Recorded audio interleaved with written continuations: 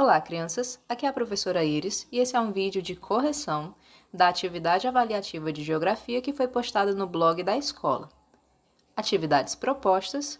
Questão 1. O relevo corresponde às diversas formas da superfície terrestre. A disciplina científica que estuda as formas de relevo é a geomorfologia. O relevo é o resultado da atuação de dois grandes conjuntos de fatores denominados item A. Agentes internos e agentes externos do modelado terrestre? Será que é o item B, rios e oceanos? Será que é o item C, terras emersas e terras submersas? Ou será o item D, agentes internos e tectonismo? Crianças, o relevo, como vocês sabem, é o conjunto de formas físicas da superfície terrestre. O relevo é a parte superficial da litosfera, que é a camada sólida da Terra, certo? Ou seja, o relevo corresponde às formas adquiridas pela crosta terrestre. É como a superfície da Terra se apresenta para nós. Essas formas, o relevo, está em constante transformação. E isso acontece por causa dos agentes do modelado terrestre, que são as forças que, como o próprio nome diz, modelam, dão forma para a superfície. Em outras palavras, crianças, o que eu estou dizendo? Que as montanhas, os planaltos, as planícies e as depressões, ou seja, que as formas de relevo estão em constante transformação e estão sendo modeladas ao longo do tempo geológico pelos agentes internos e externos do modelado. Essa é a resposta correta. Os agentes internos ou endógenos do modelado são o tectonismo, o vulcanismo e os terremotos. São as forças que vêm de dentro do planeta e que atuam na superfície terrestre. Os agentes externos ou exógenos do modelado são a ação das águas correntes e oceânicas, a ação do intemperismo, a ação dos ventos, das geleiras, dos seres vivos. São os agentes que estão na superfície terrestre e que ajudam a modelar o relevo. Sendo assim, crianças, a resposta da questão é o item A. O relevo é o resultado da atuação de dois grandes conjuntos de fatores, chamados agentes internos e agentes externos do modelado terrestre. Não pode ser o item B, porque rios e oceanos não são formas de relevo, são corpos d'água.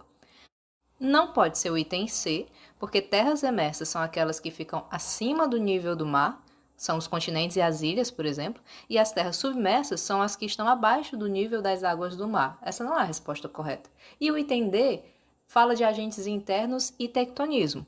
Os agentes internos são, sim, forças que atuam de dentro do planeta em direção à superfície da Terra e que são modeladores do relevo. E aí o tectonismo, que o item menciona, é um dos tipos de agentes internos que transformam o relevo. Então, esse item não está correto, certo? O item que melhor responde à questão 1 é o item A. Agentes internos e agentes externos ajudam a modelar o relevo terrestre. Questão 2. Sobre as formas de relevo da superfície terrestre, assinale a alternativa correta. Item A. Depressões são as áreas mais elevadas da superfície terrestre. Item B. Planaltos são áreas mais rebaixadas se comparadas às áreas que estão ao redor. Item C. Planícies são áreas mais ou menos planas do relevo, onde a deposição de sedimentos é maior que a erosão. Ou item D. Montanhas são as áreas do relevo que estão abaixo do nível médio das águas do mar. Qual desses itens está correto? O item A fala de depressões. As depressões geográficas, crianças, são formas de relevo, assim como os planaltos, as planícies e as montanhas. O que vai diferenciar uma depressão geográfica é que ela é uma área mais rebaixada do relevo, se nós considerarmos as áreas que estão ao redor dela. Existem dois tipos de depressão. Existe a depressão relativa, que é essa que vocês estão vendo nesta imagem, que é aquele tipo de depressão que está acima do nível das águas do mar, e existe a depressão absoluta, que é o que vocês estão vendo nesta imagem, que é aquele tipo de depressão que está abaixo do nível das águas do mar. Esse aqui é o Mar Morto, né? O Mar Morto é a depressão absoluta mais famosa do mundo. Então, o item A está incorreto porque depressões não são áreas elevadas à superfície, pelo contrário, são áreas rebaixadas. O item B fala de planaltos. Os planaltos, crianças, são formas de relevo menos elevadas que as montanhas e mais ou menos planas. Os planaltos são formados pelo desgaste das suas rochas e dos solos.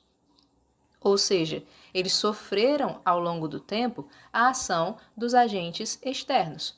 Eles podem ter sido construídos pela ação dos ventos, das águas, pela ação do intemperismo, pela ação da erosão. Então, nos planaltos, os processos erosivos, ou seja, o desgaste, a destruição, supera os processos de depósito, de deposição de sedimentos. E os planaltos podem apresentar diversas formas. Podem apresentar essas formas aqui que vocês estão vendo, que são as serras, podem se apresentar assim, ó, em formas de chapadas. Tanto essa imagem quanto essa imagem são exemplos de planaltos. O item B está errado porque diz que os planaltos são áreas rebaixadas. As áreas rebaixadas, se comparadas às áreas que estão em redor, são as áreas de depressão, não de planalto. O item C fala que as planícies são áreas mais ou menos planas do relevo, onde a deposição de sedimentos é maior que a erosão, e isso está correto. O item C é a resposta correta, porque as planícies são formas de relevo mais ou menos planas, de grande tamanho, ou seja, grande extensão, que se formam porque a natureza vai depositando sedimentos naqueles lugares e não tirando, como ela faz com os planaltos, por exemplo. Nos planaltos, a erosão, a destruição das formas, manda. Já nas planícies, quem manda é a deposição de sedimentos. Por isso que o item está dizendo que nas planícies, a deposição de sedimentos é maior do que a erosão, é maior do que a retirada desses sedimentos. O item correto é o item C. E o item D fala que as montanhas são as áreas do relevo que estão abaixo do nível médio das águas do mar? Não, as montanhas são as grandes elevações naturais do relevo. Também são chamadas de dobramentos modernos, porque se formaram recentemente por causa do choque das placas tectônicas, principalmente. Quando eu falo recentemente, eu estou falando de milhões de anos, certo? Porque o tempo da Terra é diferente do tempo do ser humano. Então, o item correto para essa questão 2 é o item C. Planícies são áreas mais ou menos planas do relevo, onde a natureza mais deposita sedimentos do que retira através da erosão. Questão 3. Assinale a alternativa que indica a forma de relevo que não é encontrada em território brasileiro. Será que no Brasil nós não temos depressões relativas? Será que a gente não tem planalto? Será que no Brasil não tem planície? Ou no Brasil não tem montanha, dobramentos modernos? Crianças, o relevo brasileiro é de formação muito antiga. Isso significa que ao longo do tempo geológico, ao longo do tempo da Terra, o relevo do nosso país sofreu muito com a influência dos agentes externos, com a influência das chuvas, dos ventos, do clima, porque ele está aí há mais tempo, né? O nosso relevo está exposto há mais tempo. Então, ele foi sendo esculpido ao longo do tempo por esses agentes que modelam a superfície terrestre. A gente pode dizer, então, que o relevo do Brasil é muito desgastado, sofreu muito com a erosão. No nosso país, nós temos planaltos, temos planícies e temos depressões relativas, mas nós não temos dobramentos modernos. Nós não temos essas montanhas recentes que foram formadas há alguns milhões de anos pelo choque das placas tectônicas, pelo tectonismo. Para muitos estudiosos, crianças, como o nosso relevo é antigo, ele se formou antes de surgirem as grandes cadeias de montanhas, os grandes dobramentos modernos. Então, muitos estudiosos consideram que no Brasil só tem montanhas antigas, dobramentos antigos. Mas todo mundo concorda que aqui não existem grandes cadeias de montanhas, grandes dobramentos modernos. Então, o item correto é o item D. Questão 4. Sobre a hidrosfera terrestre, assinale a alternativa correta. Será que a hidrosfera é a camada composta pelos seres vivos? Será que as águas presentes na Terra não ajudam a modelar o relevo terrestre? Será que a água presente na atmosfera, em forma de vapor, interfere no clima por meio das chuvas e da umidade? Ou será que o item D é o correto? A hidrosfera é a camada formada por rochas, também chamada de crosta terrestre? Meninos, existem 4 esferas que formam o nosso planeta, que fazem parte da estrutura da Terra, que formam o sistema terrestre. Essas 4 esferas são a atmosfera, a litosfera, a hidrosfera e a biosfera, certo? A atmosfera é a esfera gasosa, é a camada que envolve a Terra, a camada gasosa que envolve a Terra. Ela protege o nosso planeta de diversas formas e ela é essencial para a vida na Terra, certo? A litosfera é a camada sólida, é a camada rochosa do nosso planeta, também chamada de crosta terrestre, porque ela é composta por rochas, por solo, pelas formas de relevo. A hidrosfera é a camada das águas da Terra. É composta por rios, lagos, mares, oceanos. E também sem ela não existiria vida aqui, porque a gente sabe que a água é um elemento essencial para a manutenção da vida. E a biosfera é a camada dos seres vivos, de todos os seres vivos que habitam o nosso planeta, certo? A biosfera, ela só existe por causa da existência das outras camadas. A partir da combinação das outras esferas, a gente acabou tendo a biosfera. A partir da combinação da atmosfera com a hidrosfera, com a litosfera, a vida pôde existir na Terra, certo? E aí o item A vai falar que a hidrosfera é a camada composta pelos seres vivos. Não, é a biosfera que é a camada dos seres vivos. O item B diz que as águas presentes na Terra não ajudam a modelar o relevo. E isso não é verdade. A gente sabe que as águas são um dos agentes externos que modelam o relevo. Essa forma de relevo aqui, ó, só foi construída por causa da ação deste rio. Então, sim, as águas ajudam a modelar o relevo terrestre. O item C fala que a água presente na atmosfera, em forma de vapor, interfere no clima por meio das chuvas e da umidade. Corretíssimo, crianças. A água que existe na atmosfera em forma de vapor influencia nas temperaturas, influencia nas chuvas, influencia inclusive na nossa saúde. O vapor de água é responsável pela precipitação das chuvas. E tem mais uma coisa. As águas dos rios, dos lagos, dos oceanos, ela evapora por meio da ação do Sol, né? Quando ela evapora, chega lá nas altas camadas da atmosfera, ela se condensa. Ou seja, ela vai passar do estado de vapor, do estado gasoso, para o estado líquido.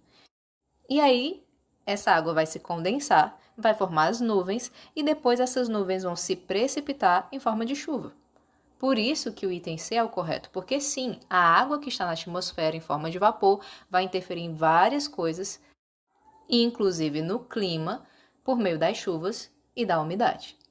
E o item D fala que a hidrosfera é a camada formada por rochas? Não, a camada formada por rochas, que é a crosta terrestre, ela é chamada de litosfera. A hidrosfera é a camada das águas. Por isso que o item correto é o item C. Questão 5. Sobre a presença da água no sistema terrestre, assinale a alternativa correta. Item A.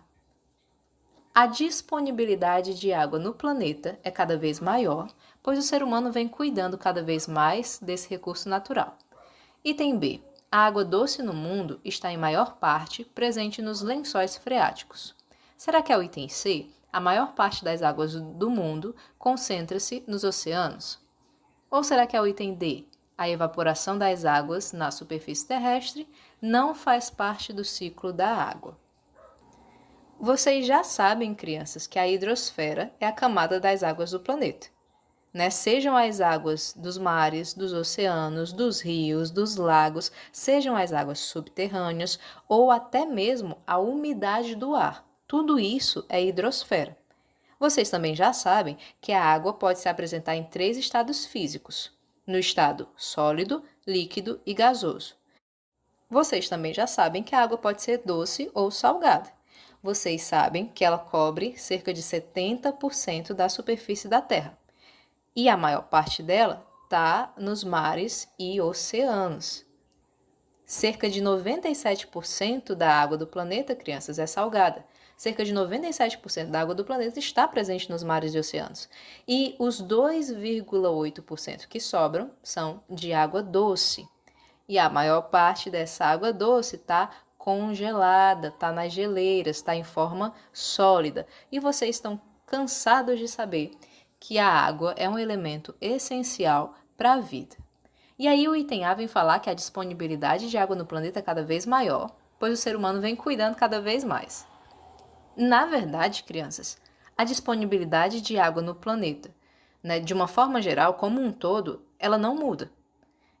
A água que existe na Terra é a mesma que existia há milhares de anos. Ela está sempre presente da mesma forma, só que ela está presente em estados físicos ou químicos diferentes ao longo do tempo e de acordo com a utilização da água. Por exemplo, já houve momentos na face da Terra em que o nosso planeta era uma gigantesca bola de gelo. A água, então, estava em forma sólida. Hoje em dia, o nosso planeta é diferente. Ele não está vivendo uma era glacial, não está tudo congelado, pelo contrário. Aí, a disponibilidade de água, ela é a mesma, só que a água está em estados físicos diferentes, hoje em dia, se comparado ao passado, certo? O que a gente pode dizer, com certeza, que o que está acontecendo hoje, crianças, é que tem cada vez mais pessoas habitando o nosso planeta. Cada vez mais nascem pessoas, e com mais pessoas tem mais consumo de água e também mais desperdício de água. E a gente também sofre com a má distribuição desse recurso no nosso planeta. Ou seja, existe muita água boa para beber em lugares onde não mora ninguém. E às vezes tem pouca água saudável em áreas onde vivem muitas pessoas. E o resultado disso, crianças, vai ser a escassez de água. Existem bilhões, eu disse bilhões, crianças, existem bilhões de pessoas no nosso planeta que não têm acesso à água potável. Então, o item A não é correto, certo? A disponibilidade de água no planeta é a mesma. E o ser humano não vem cuidando desse recurso natural de forma alguma. O item B diz que a água doce do mundo está, na sua maior parte, presente nos lençóis freáticos. Como vocês podem ver nesse gráfico, 97,2% da água do planeta é salgada, está nos mares e oceanos. Sobram 2,8% de água doce. Dessa água doce, crianças, 77,78% está na superfície da Terra. E apenas essa parcelazinha aqui, está presente nos lençóis freáticos. Vocês estão vendo? 11,02% da água doce do planeta está nos lençóis freáticos. Por isso que o item B está incorreto, porque a água doce do mundo não está na maior parte nos lençóis freáticos. Na verdade, ela está na maior parte na superfície da Terra.